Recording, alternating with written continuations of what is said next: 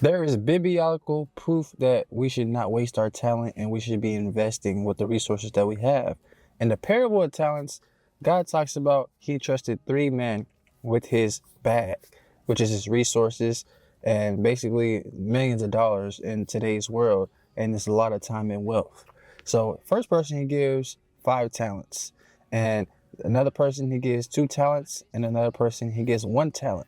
And he gave all these people talents based off their ability and how the capacity that they have and to do something that can carry out based off God trusting them. So these 3 men, God trusted them with a bag and he gave it to them for a reason. First person with 5 talents, he comes back and doubles it and brings back 10 talents. God says, you have been well done. You've been a faithful servant. The second person with 2 bags, he comes back and gets 4 bags. God's like, well done, you've been a faithful servant. And the person with 1 bag, he comes back and he disappears with his bag. He buried it. The person with 1 bag lost it all. He was fearful and he ended up digging where he had not sown. So God comes back to him. He said, how dare you sow where you have not reaped? He was given something that God trusted upon him, but yet he didn't believe that he had the ability to come back with more. Instead of putting the bag in the banks to even gain interest, he let the bag just sit and collect dust and mold. So that's the same thing what we do in life with our talents. We want to make sure that we use our talent that God entrusted us with. That's the key part. God trusts us with this life that he put us in position for. And a lot of people don't make it far to where we at right now. That's because the amount of breaths we take, the amount of effort it took for us to get here, our parents had to meet. Things had to go in and be in line. God put things in line for a reason. So if he gives you something, he wants you to make sure that you trust him and you make the best of it. Doing something not at all is not ever the best situation. This procrastination doesn't come from God. It comes from the devil. So the fact that he hid the bag, and it's because the fear that he had, and he was only trusted with 1 compared to everybody else. Someone else got 2 bags, another person got 5 bags. What if your homeboy comes from work and says, yeah, man, I just got this huge raise. I got 20 more thousand a year, and you end up just getting a 50-cent raise. His ability to get that bag, we don't know his story. We only see what we see right now live. We don't know what happened to him in order for him to get that money. You know, his father could have died. He could have went through a whole type of distressed lifestyle in order to get that bag. Or he would have put countless amount of effort, or he knows his financial literacy skills and knows his economics compared to us. So we don't always want to compare ourselves to other people, because whenever we get something from God and God trusts us, he gave it to us in the ability that he trusts us with. So that comparison that we see on Instagram, seeing other people's stories which are just people's lives are currently we see right now. We don't know where that money came from for them. We don't know how they got to where they're at in life. So it's good to pay attention to things that we're doing right now. And always comparing yourself to others only leads to corruption. God's blessings for us, and we compare people, always leads to corruption. We corrupt good deeds and corrupt good blessings from God every time we compare ourselves to other people. So those social media apps like Instagram, Snapchat, all these different apps where we see in a lot of people, and we idolize these different celebrities, or we're just paying attention to things that we want to have. Maybe we want that dream car, we want that dream house, you know? But what about that house that we live in right now, that apartment we live in right now that we work so hard to get, but yet we're not satisfied, or we don't appreciate it, or we got it now, but like, okay, what's next? As soon as you start comparing to somebody, we're like, you just throw away all the things that God has done for you, and then now you're ungrateful, and now you want more. And that's the same thing with your career or your job.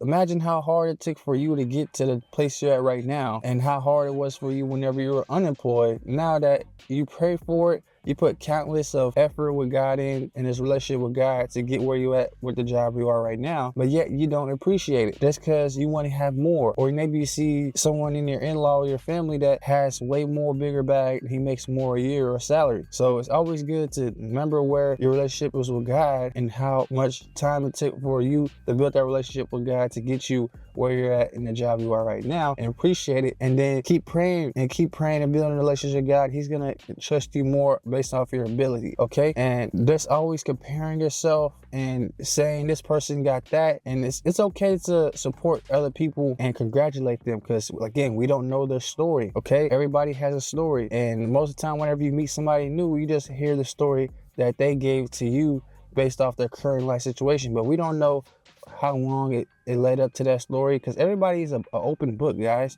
So it's always good to keep that in mind whenever you hear something from somebody, whether it comes to success or money, whatever, okay? And also, the person with one talent had fear in his life and ended up just throwing away his ability, his talent that God gave us, okay? So always want to make sure that we're not living in fear. That job that you always wanted to work, you have the skills already now, you graduated, go ahead and start reaching for that job, start networking. You have that new car or that new business application that you want to start. Go ahead, you have all the ideas, you have the resources, go ahead and get it started. That new idea that you have in the back of your head that you want to start, that you've been sitting on, that's throwing, waiting until tomorrow, go ahead and start it right now. God's time is a blessing, so that time is limited, but he gave you a talent. So make sure you go ahead and do what you want to do that's in the back of your head, that you keep throwing and saying till tomorrow, because tomorrow is not promised. And another thing is, time is a blessing from God. So like, wealth can be another blessing from him, or talent can be another blessing. But if he gives you time, that's one of the biggest blessings. You wake up every day in the morning and you have 24 hours to do something. That is a blessing from God, guys. So don't take time limited. Always go towards the pressure, towards the max,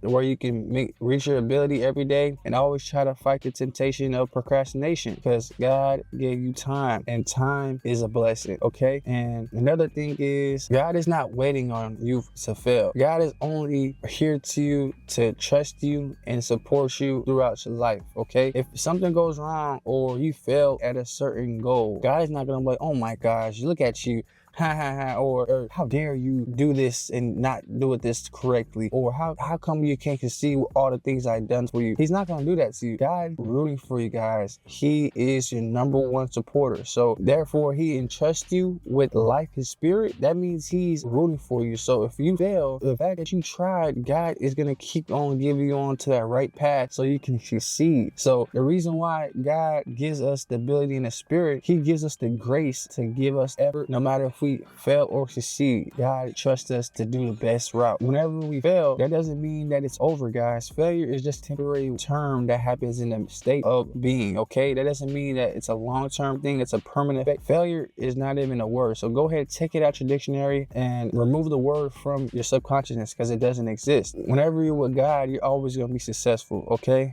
You're going to be a heavenly body for eternity. So always remember that whenever you think about failure or procrastination, that is not coming from God. God wants you to use your ability, your talent, and be the best of it.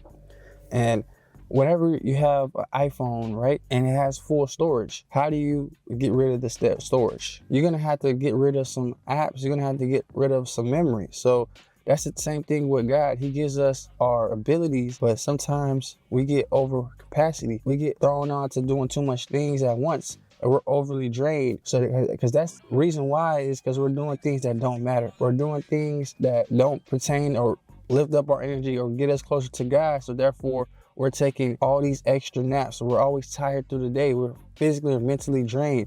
So God wants us to do what the kingdom lies for us and what's the best for us towards our spiritual energy. And that will have to be done by getting a relationship with God. We want to know what we want our purpose to be in life, but we don't have a connection with God. So always make sure that we're trying to reach out for God and get that connection towards what we want to do with our talents, or whatever he gave us, that he entrusted us with. We have to build that relationship with him. And that's going to be for this video. It's going to be a parable of talents that's in the Bible in Matthews. So if you like this type of video, make sure you comment and you share with somebody new. And also go to soulfulacademics.com and check out the free budget app that I made for you guys, so you can start freeing up debt and you can start investing long term. Debt is another reason why we're able to be in fear and we're able to say no and live to the bottom of our life, because we'll end up having to pay somebody else, and we're always drained. We never have the ability to say yes and be generous. So we can't donate to things. We can't help people out just because we'll end up being a slave to the borrower. That's going to be it, guys. See you next time.